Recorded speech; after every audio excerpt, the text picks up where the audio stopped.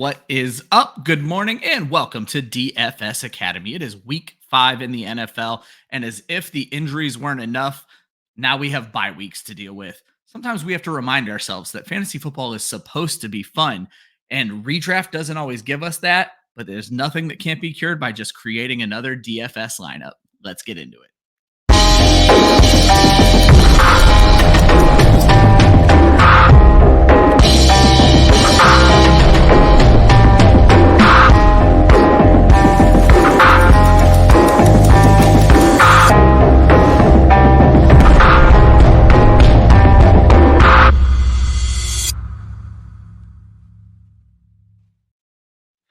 What is up? Good evening, morning, afternoon. I did it again. We record this on Thursday nights. But welcome to the DFS Academy. I am your host, Ryan Weisse. With me, as always, Austin Amandolia. How are you this evening, Austin? I'm good. I have my computer plugged in this time so that halfway through the show, I don't disappear. So me and my wife, for this purpose, my wife has the better laptop, so we use her laptop when I record shows so that hopefully I don't get a whole bunch of buffering issues. She is actually working on her laptop, and then it occurred to her like 5 minutes before I had to get online. She's like, "Oh, you need this." And I was like, "Oh, do I need to plug it in?" Because I was thinking about your issues from last week. So I was like, let's hope that doesn't happen again. I went back and watched the show afterward, and it is hilarious how you went out as soon as I started on my diatribe and then came back as soon as I finished. Like, it was uncanny timing. So I'm liking how that worked out. We'll just tell people it's planned that way. Exactly. Well, you sent notes in Twitter. I don't have anything up while we record this show except for the show sheet. So you sent notes in Twitter that I saw after the show. I was like, yeah, I was never stopping. that once my mouth gets going, that's just the way it goes, folks. This is Club Fantasy's weekly DFS show. We are going to break down to you some of our favorite picks for cash lineups, and at the end of the show, tournament lineups. Austin handles cash because that's his expertise. But before we get into all that, first and foremost, if you haven't subscribed and you're watching this on YouTube, go ahead and hit that subscribe button. It's free. It helps us out. If you're not watching this on YouTube, pop over to YouTube, hit subscribe. I know you got a Google address. It's not that hard for you to do that. Kind of helps Club Fantasy out a little bit. And secondly, if you want to play with us, take some of our money, take some of our fan base's money. We do contests on DraftKings and FanDuel every single week, just $2 lineups. They fill up just about every single week. But if you guys get in there are links in the description of this video and in Austin's DFS article that'll be dropping on Saturday. We like to start the show off with what we call answers to the test. We take a quick look at last week's Milli Maker, see if we called any of the players. Last week, the top score was 223.68. That is actually the first time it was not the new season high. So the season high was 240.14. This was about 17 points below to win the million. The lineup, Justin Fields, a call by Austin on this show last week. James Conner, I don't know if it was on this show or if it was in your article, but regardless, Austin told you about James Conner. Chuba Hubbard, Mike Evans, Jaden Reed, George Pickens, Taysom Hill, Nico Collins, a call by yours truly, and the Falcons defense. Austin, when I look at this is why suckers like me keep jumping into these Milli Makers, because every bit of this lineup made perfect sense. Maybe not the Falcons D, but I'm sure that's the one that fit in perfectly for them. Every bit of this lineup made sense. There's nothing on here where I could be like, how did they figure to do that? Taysom Hill made perfect sense. Are you kidding me, Ryan? Taysom Hill always makes perfect sense. If he is healthy, he is likely the best fantasy tight end. Austin, he would have been my pick this week if he wasn't dealing with broken ribs, and he might still play. Plus, he's on the Monday night, so he doesn't count anyway. He'll probably be my captain in our Monday night contest. Oh my gosh. No, you're in just all actuality, I would say, but in all actuality, I do feel like he makes sense. You're not going to predict 2 touchdowns, but this is who Taysom Hill is. You just don't know in these games. I'm never going to be mad at someone for taking Taysom Hill. Let's just leave it. Yeah, that's fair. And that's the reason that he'll never win me $1 million, though, is because you're never going to take him. Yeah, exactly. But no, I was very pleased with how this lineup went off. Justin Fields felt like a really good pick last week. He did get a little bit of it in junk time, but frankly, we don't care in DFS. Like, that counts.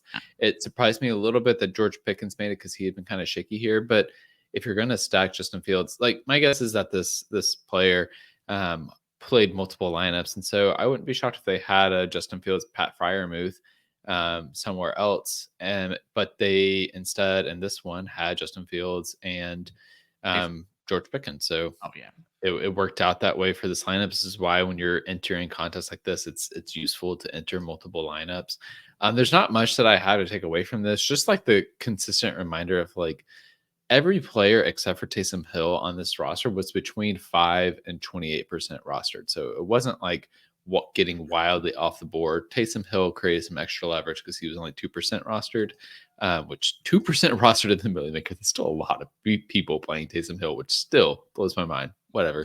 But overall, I thought this lineup it made a lot of sense. Yeah, looking back at it, and I think my takeaway too is like if you're picking the quarterback that is in the winning lineup for the Milli Maker, he's probably doing pretty well for you in smaller field contests, which is where I prioritize my money anyways. And I did hit the cash line with some lineups last week in tournaments. So it was nice to have Justin Fields kind of continue the trend that he had been going on the few weeks before this. Yeah, that was a great call out by you. I'll be honest. I didn't believe in it enough. I think I put one Fields lineup together, and I'm pretty sure I cashed on that lineup as well. So great call out. And I do know for a fact in my Fields lineup, I did stack with George Pickens. We talked about running Justin Fields with no stack last week, but I'm like, if I think Fields is going to pop, it's likely to Pickens. But I did throw. You had me bought in on Freiermuth, so I had a few of his lineups out there as well. We're going to talk about some weird tight ends today, folks. As I mentioned, we start off the show talking about cash plays. This is Austin's specialty, so this will be his portion of the show.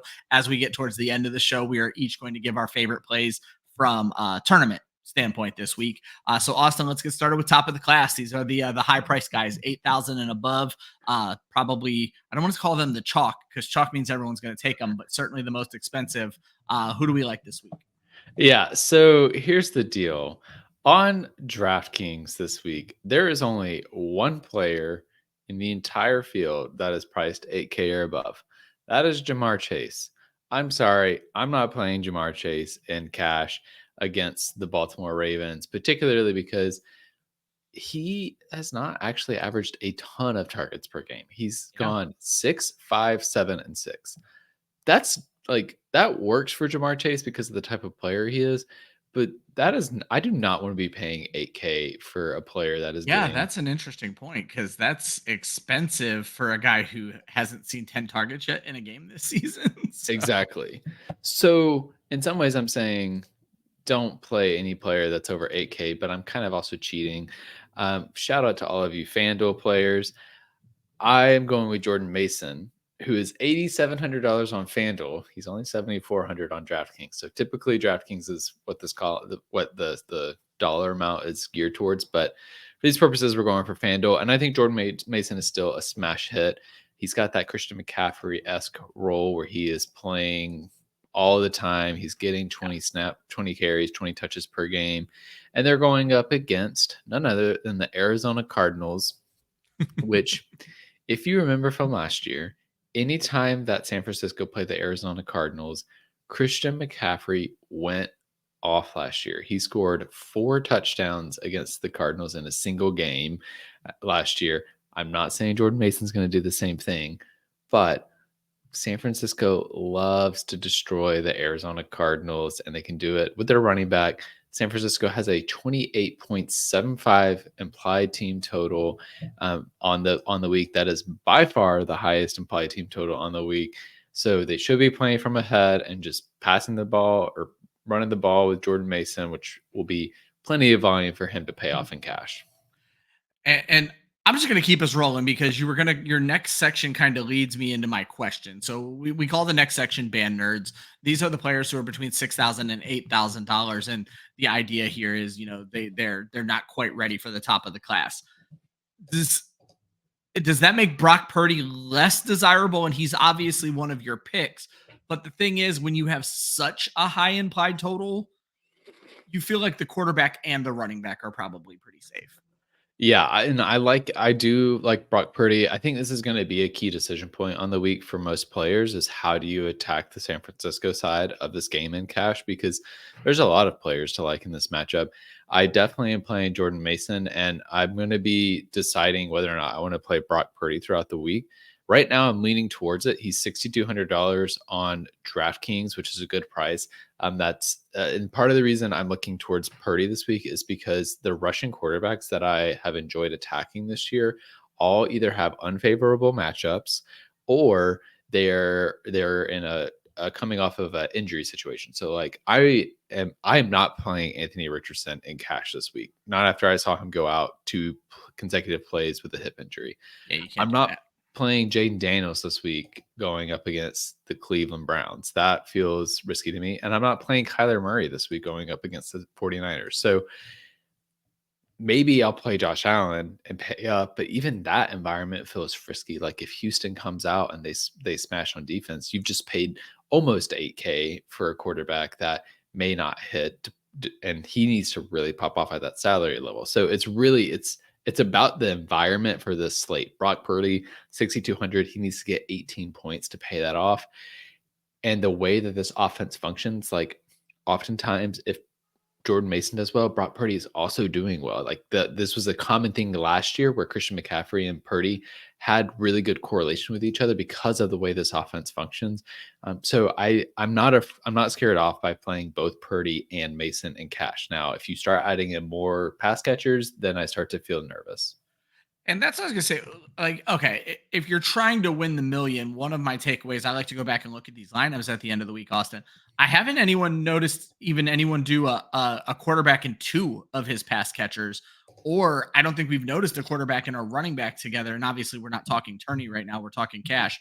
And I do want to bring it back to cash.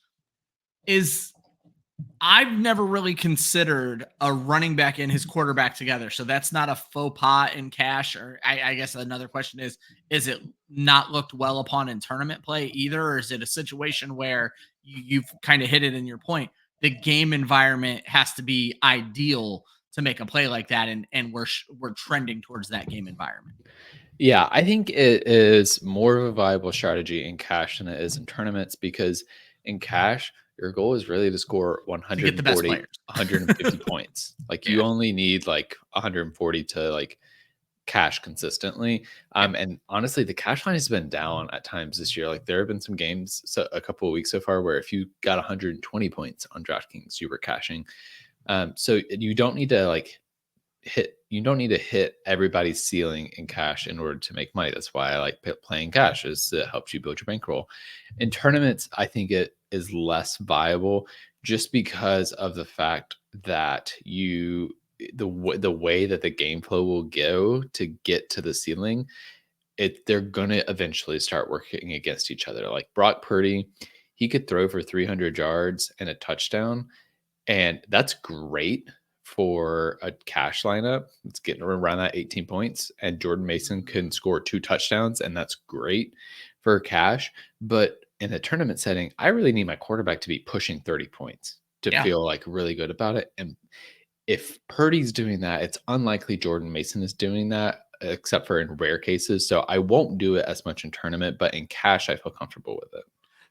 That makes a lot more sense. And I like what you said there is they start working against each other at a point, because for the first half, it could work out really, really well. But then in the second half, you all sudden watch your ranking fall down that tournament and you fall under that cash line. So that makes a lot of sense. And then you have another player in this cash range as well.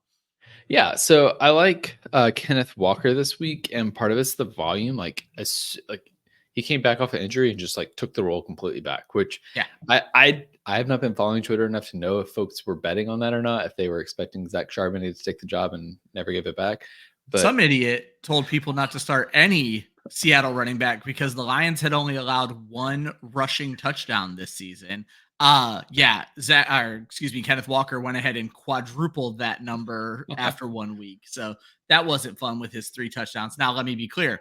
I also did start Kenneth Walker in some leagues where I was desperate. So at least I didn't fall for my own idiot advice. And I apologize to any of those who did. So but he stepped right back in after coming yeah. off an injury and had a ton of volume, especially on the ground. And they're playing the New York Giants, who has not been great against the run so far. They've given up the 9th most points out of the 28 teams that are playing this week. There are 4 teams on a bye, so that ranking might differ if you include those 4. but they're allowing an average of 22 points per game to running backs. And Seattle, they are 6.5 point favorites in this matchup right now, which just continues to favor Kenneth Walker. So I feel good about the game environment for him, and the volume is there. And that's really, it's as simple as that. Like I'm looking for touches consistently when I'm going after these running backs. The other good thing is this is never mind, it's not a home game, just kidding. Almost. But other good thing is he's a good running back, and he just scored 3 touchdowns. So we know he can get into the end zone. Yeah. The big takeaway for me in this Kenneth Walker game is that Geno threw for 395 yards. This was a game where Detroit was ahead most of the game, and Seattle still used Kenneth Walker. It's getting to the point where, as long as he does take all these carries, like you brought up, Austin, he's kind of game script independent, which is exactly what you want. And then with, a 3 touchdown upside, that works out really well. Yeah, exactly. All right, guys, we're going to move along to the Bookworms. $4,000 to $6,000 players, easily underestimated, but watch out. They are sharp. Austin, you have, I wanted to give you credit on this one. I'll tell you guys a funny story that I didn't even realize happened. So you called Josh Downs last week, and he's one of your guys this week. We'll start with the other guy first, but you called Josh Downs last week, and you said, I didn't know who I wanted to take from here, and I was going to give you a hard time about how you just jump from every wide receiver on this Colts team that you like one of them, a different one each week.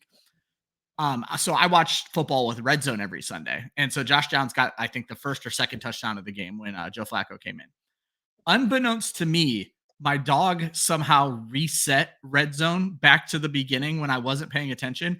I thought Downs got a second touchdown, and I was about to text you how you're the best DFS player in the history of the world. Not that you're not, but I lost my shit. I thought how did Austin, it was the first touchdown. I was watching it over and over again and had no idea because of my dog, but great call. You picked the right one last week, and you're going to ride that horse again. But let's talk about BTJ.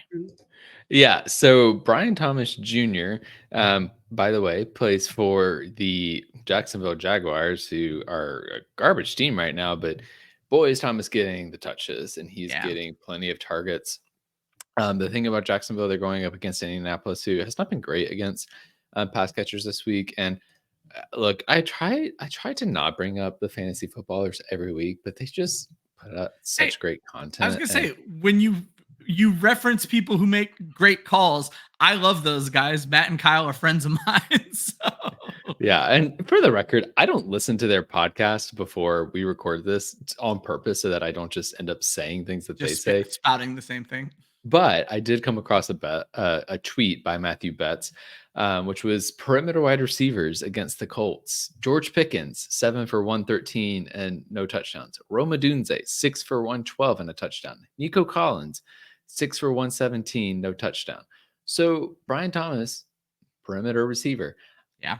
I'm kind of going to ride that ship. I mean, this is what helped George Pickens be in the Milli Maker lineup. And the thing about Brian Thomas too, I would have never played George Pickens in cash last week, even if you had told me this, because of the way George Pickens makes his money, which is spike weeks. And he was saved by the fourth quarter as well. Like we talked about, Fields got it in garbage time. It's okay when your quarterback is constantly getting in garbage time. But the fact of the matter is this: he had 4 options to throw to. We got lucky that it went to George Pickens. So. Yes, very accurate. But Brian Thomas Jr., he's been a part of this offense very consistently. I mean, they spent a first-round draft pick on him, so we shouldn't be shocked that he's getting involved in this offense the way he is. So I really just like the matchup and the volume, and the fact that Indianapolis can't seem to defend the perimeter. All the more power to him. And weirdly, am I seeing things right now? Is Jacksonville favored in this game? Are they? Crazy. Looks like they're 2.5 point favorites. Let me just check ESPN real quick, here live, to make sure I'm my data thing is incorrect, because that's also wild that they would be favored in a game when they're coming in 0-4. But even if they're not favored, BTJ is a great pick this week. I think he'll have the volume there to go for it. When I was updating my projections for the week, one of the things that struck out to me for Brian Thomas Jr. is he's gotten more involved every single week. And on the direct opposite of that correlation is Gabe Davis falling into the ether and not existing anymore, which is kind of what we told everybody was going to happen with the Jacksonville Jaguars. Yeah, that is true. And yes, indeed. Interesting. Jacksonville is favored in this matchup per ESPN bet. They are 3-point favorites. But my other receiver that I am looking for this week, you mentioned him, Ryan. Wow. You mentioned him, Ryan. Josh Downs. See, that's why I thought the name Josh, not because I was mixing you up with our founder. Josh Downs, he's $5,100 on DraftKings. He's coming off of a 9-target game, so he scored the touchdown, but he got 9 targets, and that's why I want to go back to him. Especially like we don't know yet. Is Anthony Richardson going to play? Is Joe Flacco going to play? I actually don't care because Josh Downs was already getting involved in the offense before Joe Flacco came in. I do think Joe Flacco helps Josh Downs because he doesn't run the ball ever. And so that's one less factor that can take away touches from Josh Downs. But even Anthony Richardson was looking for Josh Downs. And the week before this, the reason he came up in the show last week is because he got 5 targets in week 3. His first week which was all Anthony Richardson. Which was all Anthony Richardson. And it was like, okay, he's working his way back. And his first game back, he gets 5 targets. That continues to grow. Great tournament play. Well, it grew. And now I'm saying, let's go for it in cash. Now, it makes a lot of sense. I'm going to be honest, Austin. This one stands out to me. I've always understood your method. This one stands out as maybe one of your riskier cash picks. Now, every time I call you out for a pick, they pop, folks. So get Josh Downs into your lineups. But I'll be interested to see if we re-examine this one next week. This feels risky for cash. Just my 2 cents on that one. And Austin, as we get down to the punt plays, C's get degrees. These are the under 4K players. We point this out every week, folks. It's kind of hard to find under 4K players. If we're finding them, it's almost always on DraftKings. I think FanDuel's minimum is 4K. But regardless, we're not finding a ton of them. It's usually a defense or a tight end, Austin. Yeah, this week we finally found someone that's not a defense to play under 4K, who's also not named Pat Freiermuth, only because Pittsburgh is not on the slate. Otherwise, I would probably be playing Pat Freiermuth again because he once again caught 4 passes. Incredible. Instead, this week we're going with Colby Parkinson, who is $3,700 on DraftKings. Los Angeles goes up against the Green Bay Packers. Surprise, surprise. This was actually surprising to me. They have one of the highest over-unders on the slate. I just love that you said that sarcastically, and then you're like, this actually was a surprise to me. I mean, they have this game is a 49-point over-under, which crazy. Really surprised me given the state of the Los Angeles offensive line. It doesn't surprise me as much from the Packers side, but also LA are only 3-point underdogs in this matchup. But I do think they will be playing from behind. And the Packers have allowed the 10th most points to tight ends this year. And Cooper Kupp and Puka Nacua are still out. So somebody's got to catch balls, and it's going to be Colby Parkinson. Well, and you mentioned that the over-under, and the 3-point underdog is the crazier part because we saw Arizona almost score 49 points on the Rams not too long ago on their own. So it could go one way or the other with that team. But the 3-point underdog, with as good as Green Bay has looked, is a little shocking because I do think, like you, it's probably going to be a game where the Rams are playing from behind more. Yeah, exactly. So I think there'll be plenty of pass volume in that. Parkinson, like, he needs to get 4 catches for 30 yards, and we'll feel fine at this price tag. No, makes a lot of sense. That's going to wrap up the cash portion of the show. If you guys want more cash from Austin, he drops an article every single Saturday, which gives plays for every single position. So you guys are able to set lineups based on his advice. Keep an eye out for that on Saturday. You have also, if you would like to play against myself, against Austin, against some other people at Club Fantasy, you can jump into those contests. You will find the links in the description of this video and in Austin's article that I talked about. But now we're going to talk about our favorite tournament plays. And so I usually give one. Austin usually gives you enough to set a lineup with just his advice. We're going to start with the quarterback position. Austin, it's weird to say we're getting different with probably the best quarterback in fantasy right now, but a lot of people may not want to pay up for him. Yeah, exactly. So Lamar Jackson, he is the second most expensive quarterback on DraftKings this week. I think part of the reason I think he's going to be a little bit overlooked this week is the fact that Derrick Henry has just been popping off here recently, and people are going to be afraid to go for Lamar Jackson for that reason. But I do like the matchup this week. It's a divisional matchup. It's a very close spread, 2.5 points. Let's not forget that part of the reason that Derrick Henry ran the ball so much the past 2 weeks is that the Ravens were playing from ahead in both games and very ahead in the game against the Buffalo Bills. So there was no need for Lamar Jackson to pass the ball in that game. There was no risk of them losing that lead. They just ran the ball and it was able to work. Cincinnati, they're not going to go down without a fight. They're starting to get rolling on offense a little bit, but their defense is garbage. So I do think that it's a good spot for Lamar Jackson. We'll talk a little bit about stacking options. I don't hate the idea of just playing Lamar Jackson by himself and not stacking him with the receiver this week. He's very much the type of player to do that, but I think there's a receiver of his that will pair really well and be overlooked as well that I'm interested in. But overall, I like this game environment. I think that there's a chance that it goes overlooked overall because people are going to look at San Francisco, Arizona. They're going to look at the Los Angeles Green Bay game. And I think people will want to play the Joe Burrow side of this more than they will want the Lamar Jackson side because the pass catchers are more exciting. And also, Joe Burrow is cheaper from a salary perspective. So I do think Lamar Jackson has a chance to be really important in tournament contests this week. And one thing I think about when I do my lineups like that, and you talked about this last week, where when you get these rushing quarterbacks, you don't need to necessarily stack them. And it used to be a really fun Lamar to stack him with Mark Andrews, but that could be a very expensive stack, and we're just not doing that this season.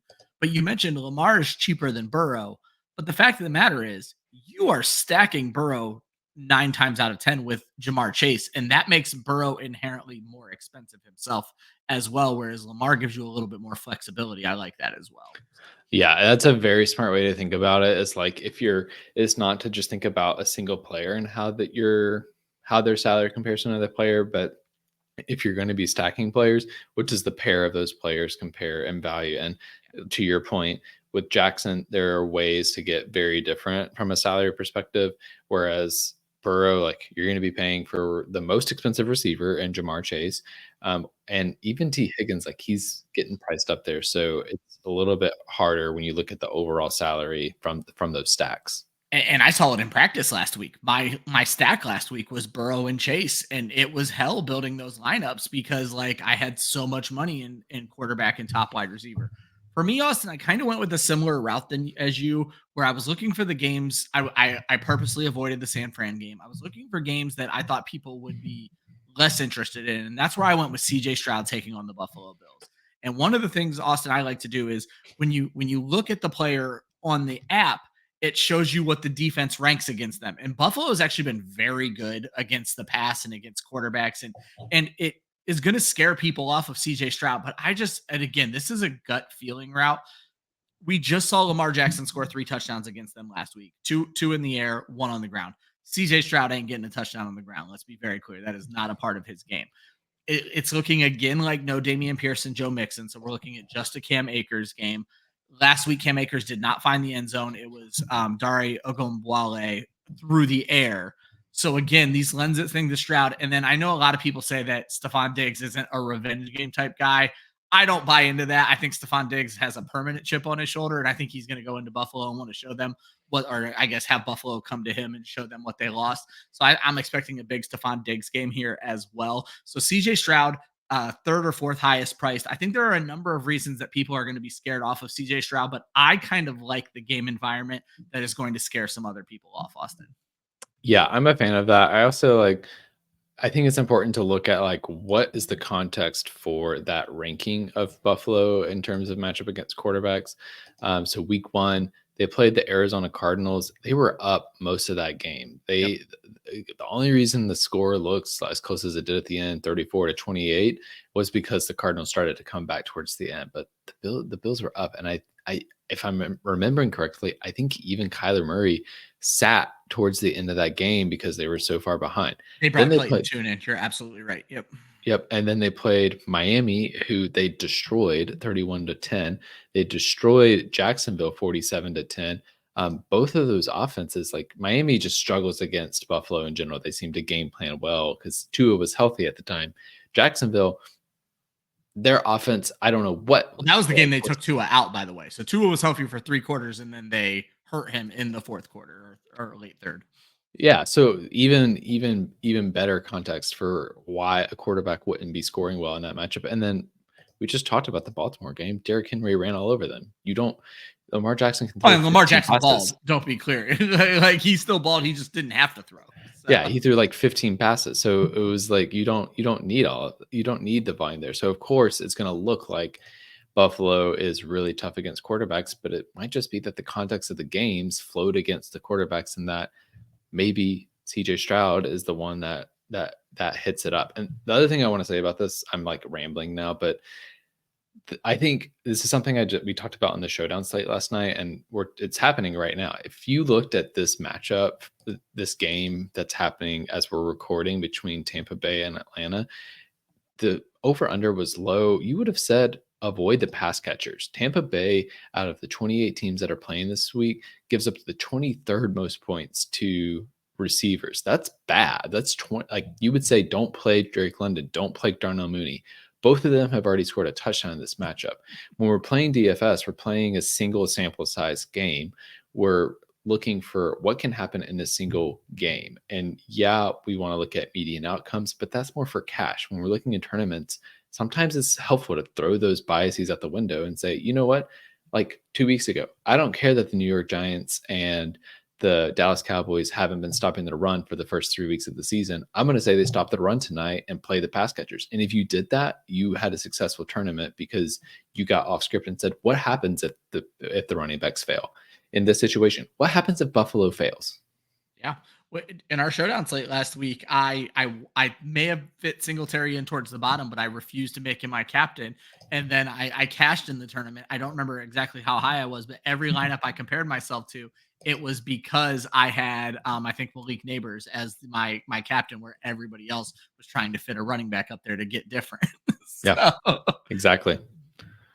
Yeah, worked out quite well for me. I might have had Wan'Dale Robinson, Austin, which I will never not equate Wan'Dale Robinson to you. So even if you didn't tell me to start him, I only trust him because of you. So all kudos goes to you and Wan'Dale Robinson. Let's move on to these running backs, Austin. Folks, this is a reminder. These are our tournament plays. You're looking to get different. But as Austin pointed out, don't get too different. Everybody on the Milli Makers lineup outside of Taysom Hill last week was more than 5% rostered. You don't need to get different. You just need to be right at every position. Yes, that is true. You need to be right at every position if you're playing in the Milli Maker. If you're playing in smaller contests, you need to be right at most positions. Yeah.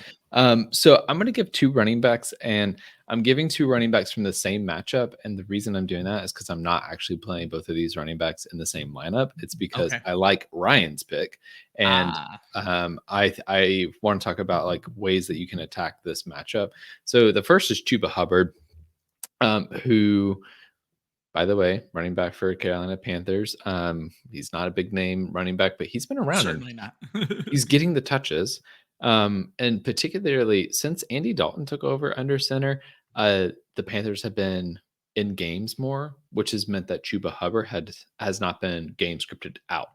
Right? He has actually ran the ball, and he's touched the ball 15 to 20 times both of the past 2 weeks.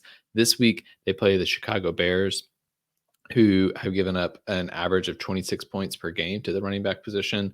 I think it's very likely that Chuba Hubbard continues to have that level of volume. And if he did well last week, I believe, without scoring a touchdown. So if he scores this week, then he ends up paying off really well, particularly at his salary. But on the other side of the ball is DeAndre Swift, who had a great week last week and is actually cheaper than Chuba Hubbard on DraftKings, believe it or not, which is really wild when you think about it. Yeah.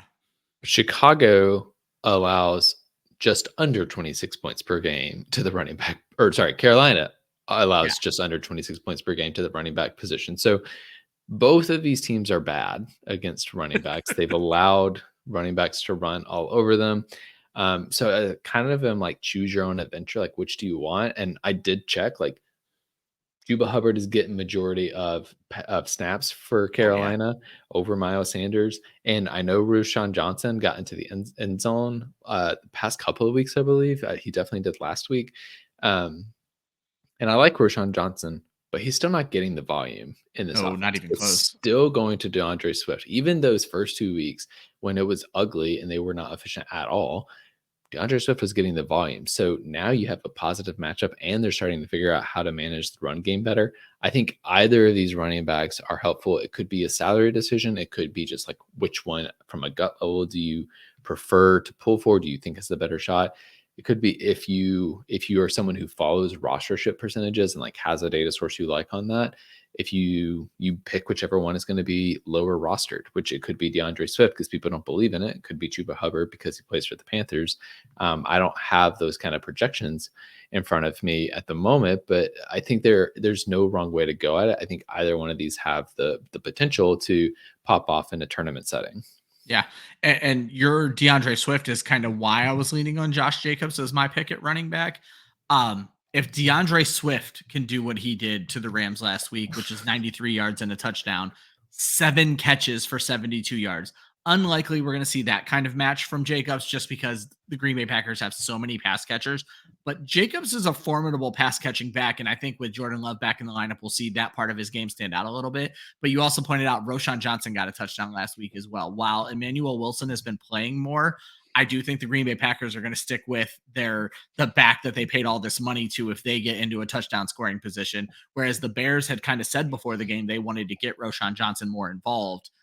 You could expect him to vulture a touchdown. Josh Jacobs, part of the reason I like him on this list, and this is kind of like all the fantasy brain stuff that I do throughout the week. I've been getting a ton of questions about people about like, should I trade Josh Jacobs? Am I benching Josh Jacobs? Because he's like the RB28 in redraft fantasy right now because he hasn't found the end zone yet. But you have to remember that's 2 weeks of Malik Willis, a very strange team. Josh Jacobs is not a guy who's going to go an entire season and not score a touchdown. So don't be worried about what happened the first 4 weeks. Just know that there's a waterfall coming, and we could potentially see that this week against the Rams, who give up the 6th most points to the running back, Austin. Yeah, and the reason I love this too, very similar for what you're saying, but people are going to feel burned by Josh Jacobs coming off of last week. But again, he was game scripted out, very similar to what we just talked about with Chuba Hubbard. And they threw the ball 55 times last week or something like that. Yeah, because they got down like 4 touchdowns. And so freaking Jordan Love had to ball out to make the score look close. And there was no need for Josh Jacobs at that point of the game. So I definitely am comfortable coming back to Jacobs in this week.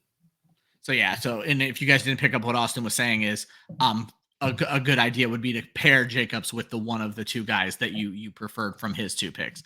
Austin, as usual, you got 4 wide receivers for us. And we touched on Brian Thomas Jr. and I think we're going to like him for a lot of lineups this week, but you got some other guys as well.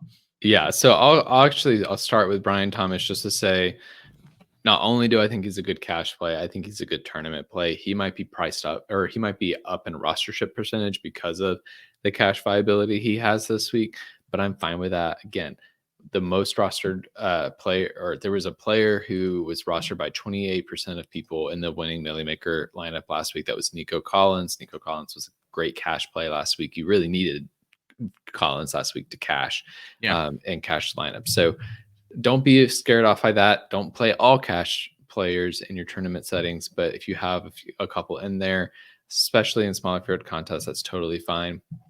The players that I'm more interested in terms of ways to get different, the first is Zay Flowers, who is $6,400 on DraftKings. This is if I decide I want to stack with Lamar Jackson, which I do think I want to try. Cincinnati has allowed the 7th most points to receivers over the first 4 weeks of the season. That's about up to about 32 points on the year, and they're not allowing a ton of points to the tight ends. So I think this is a situation where the wide receivers specifically in this matchup for Baltimore could have a really good week. We saw Zay Flowers get a ton of targets in the first couple of weeks of the year, and then the past 2 weeks he hasn't because, again, they've been running the ball. They didn't need their pass catchers as much. I think that the Bengals are going to push the Ravens more this week than what they've been pushed the past couple of weeks. And so that's going to keep Flowers involved. And I think because he's faded the past couple of weeks, he could easily go overlooked and be 5% rostered or under just because people aren't going to want to go back to him. Yeah, I think that makes a ton of sense. And then, like you said, you kind of get a choice of whether you even want to complete a stack or not in that situation. So. Yeah, exactly. And I think I will probably at least pull somebody from the Cincinnati side of this game, even if I don't stack someone with Lamar Jackson, just because of the game environment. I try to Yeah. have players from the same matchup to correlate with. I'm going with Andre Iosivas. Some of this is a salary savings move, if I'm Yeah. just being frank. Like, he's 4K on DraftKings, and there are some guys that I want to be able to pay up for. And we'll talk about them in a little bit. But also, the situation is not bad for him. Like, Baltimore, despite the fact that they've been up or they just smashed against two teams, they have allowed about 30 points per game to the wide receiver position in DraftKings scoring. Iosivas has also been a red zone, end zone target. And that's another reason I like him. Like, he's getting touchdowns because he's someone that for some reason Joe Burrow looks to when they get down into the Don't goal line you, for situations. some reason, Yoshi. This guy is one of my favorite players right now, Austin. I can't have you laughing while you're talking him up. He's great. It's just like, you have T. Higgins, you have Jamar Yeah. Chase, whatever. Like, you're obviously right. But he's getting those high value targets, which is really good to see. And so I just think, like, there's a chance he scores a couple of touchdowns, but even if he doesn't, if he gets 3 catches and a touchdown, he's going to help you out in a tournament setting, especially at that price point and when it's allowing you to get up to some other guys. The last guy I'll talk about, I already talked about it once, so I'm not going to say too much about him. But again, I think Josh Downs is a good tournament play this week as well, because especially if Joe Flacco plays, Oh, 100%. Jacksonville is allowing the 4th most points to the receiver position. This is one of the higher over-unders on the week. It's at 46 points. It's the 1, 2, 3, 4. It's the 5th highest over-under on the slate. The spread is 2.5 points, so it should be close. Yeah. I could see them pushing towards the over because of the way these offenses function, and the defenses haven't been good. Like, Indy doesn't have a good pass rush, so that can actually help Jacksonville stay relevant in this game through the air. And if Josh Downs is going to push 8 targets, if he gets in the end zone twice, like, he will smash in lineups, especially at his price point.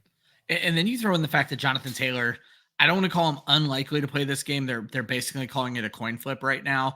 I think they'd be wise to sit him down this week. But then again, do you want to go into a game without your star running back and your quarterback mildly banged up as well? Like, there's a whole lot of business decisions going on from the Indianapolis Colts this week. But if Taylor's also out, that makes Downs real interesting as kind of the underneath route guy, because sometimes the short passing game will have to be the substitute for a running game if they're not able to get one going with Trey Sermon. Yeah. Now, I like that pick. And then I kind of went the route we've been talking about, where I'm trying to psychologically figure out how people are going to make their decisions. And that's why I'm going to go Deebo Samuel, because I think a lot of people are going to be in on Brock Purdy and certainly on Jordan Mason. But I don't know if Deebo is going to be their go-to guy because they haven't seen a lot from him. But in the plays I saw last week, they were using him like they used Deebo Samuel. Very interesting plays. The play where Juwan Jennings caught a 45-yard pass, Deebo caught that same pass like the drive before. And I wonder if, like, they just didn't want to go back to the same well. But I think as Deebo gets healthier and more acclimated back to being a part of the offense, Brandon Ayuk is a ghost right now. I don't know what is going on in that situation, but I think Deebo is a guy we have to remember. With Christian McCaffrey out, Deebo kind of becomes the motor of this offense. And as he gets more healthy, I think we're going to start to see more of that as well. So I think we're going to see a lot of gadget plays. I think this could be a big week for Deebo again, Austin, where we could see multiple touchdowns. And that's kind of what you're shooting for when you're looking for these tournament lineups, is the guys who could find multiple end zone trips. And for me, it's Deebo Samuel. And I'll just go ahead and pivot us right into tight end, because obviously you like another pass catcher in this matchup for one of your tournament plays. Yeah, so very similar line of thinking that I'm having here. I think that a lot of people are going to be wanting to go after Jordan Mason. It'll probably be a little bit chalky in tournaments, but I'm going to try and gain leverage on those people that are playing Jordan Mason and go with George Kittle. He has played really well quietly against the Arizona Cardinals.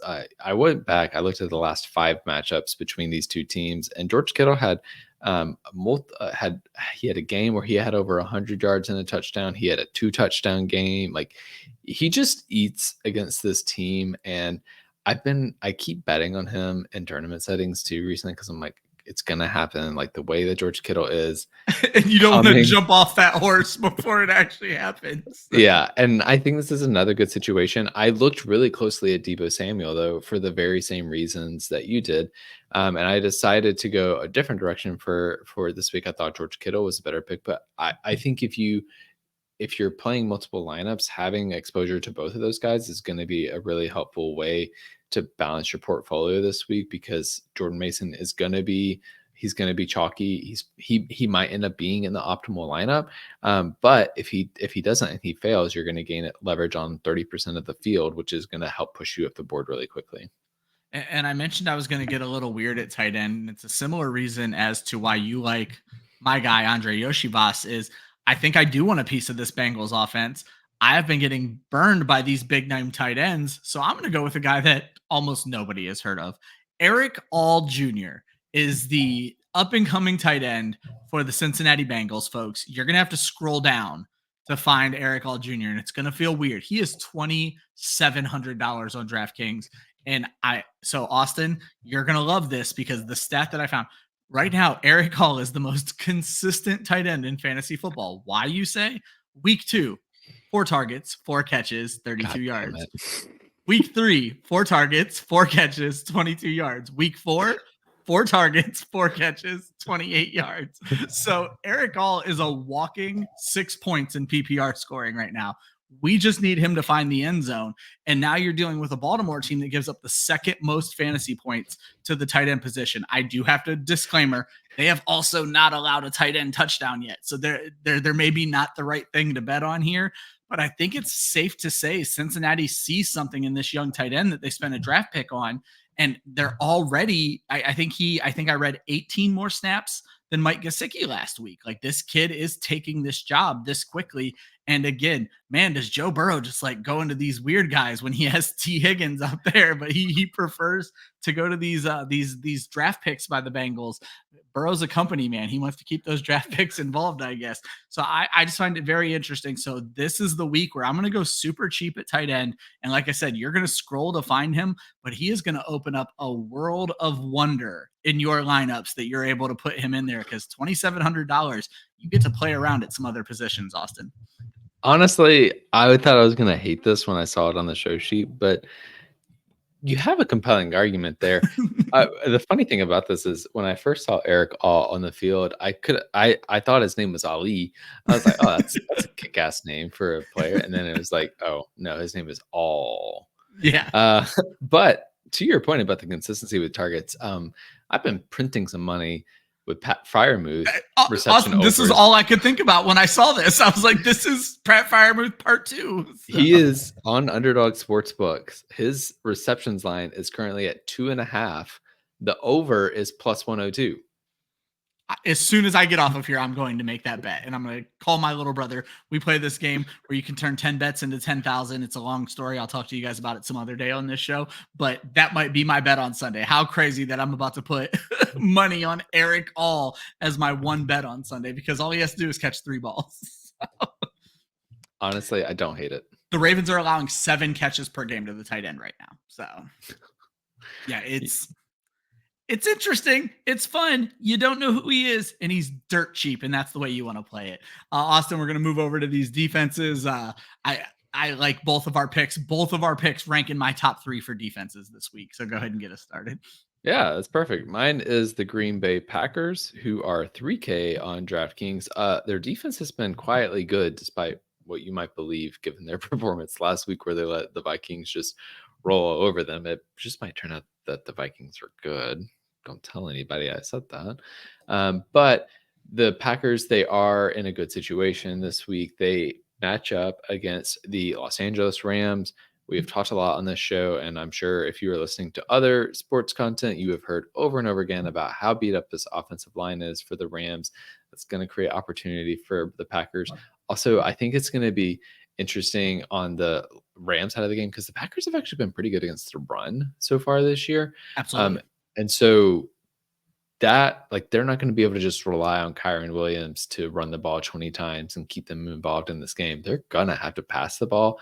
And so they're going to get rushed. And they're going to have to get the ball out quick, and it's going to be tough because they don't have the elite receiver talent that they were expecting coming into this year. So I think there's some potential here for the Packers to roll, to at least get a couple sacks. Maybe they force a fumble or an interception. So I think, yeah, I just like the ceiling here. They've been frisky turning the ball over too. I think it's a good matchup, good situation for upside. Yeah, and that's kind of what I was looking for. And much like the Packers, it's a defense that I don't think we expected to be good coming into this season as the Denver Broncos. I don't think we knew what to expect from this offense or from this team, but the offense has been bad, kind of where we thought it would be, but the defense has really kept them in games. They're actually the third ranked fantasy defense right now. They're all the way down at 2,900 on DraftKings, 100 less than the Green Bay Packers.